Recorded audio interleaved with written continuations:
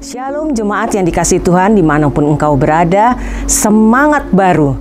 Hari ini kita memasuki bulan Februari, tanggal cantik 2 bulan 2 2022. Kita tetap semangat karena bersama Yesus pasti bisa.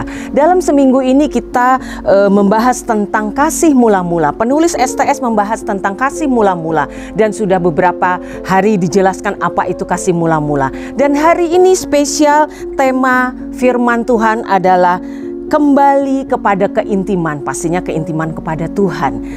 Penulis menuliskan hari ini beberapa contoh, salah satunya bagaimana soal wanita yang menyukai perhiasan, karena wanita biasanya menyukai perhiasan. Dan kalau tampak dari luar, biasanya kita hanya melihat dari luar keaslian dan tidaknya hiasan itu. Tapi ketika seorang ahli melihat dan dia mengetahui, oh ini kuningan, oh ini emas.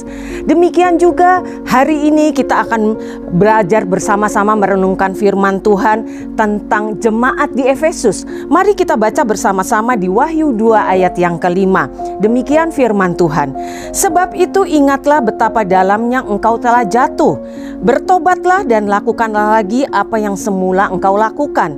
Jika tidak demikian, aku akan datang kepadamu dan aku akan mengambil kaki dianmu dari tempatnya jikalau engkau tidak bertobat.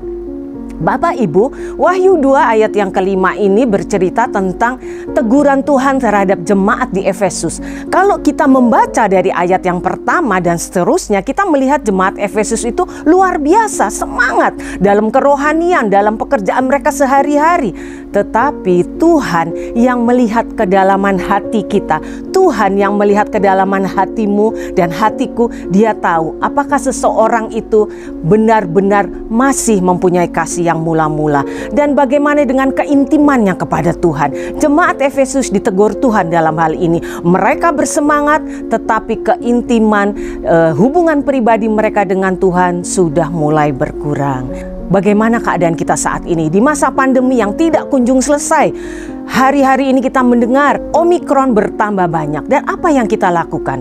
Bapak Ibu, gak ada jalan lain, melekat kepadanya, berharap kepadanya, karena dunia tidak menjamin apa ke depannya. 2022 ini kita tidak tahu apa yang terjadi, apakah bertambah baik, apakah tidak.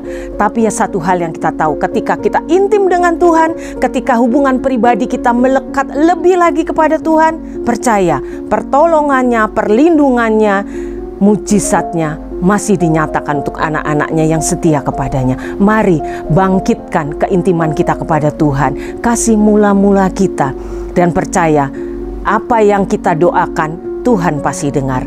Intim, mari kita bersama-sama secara pribadi, lepas pribadi, hubungan lebih baik lagi kepada Tuhan. Tuhan Yesus memberkati, tetap semangat, Immanuel.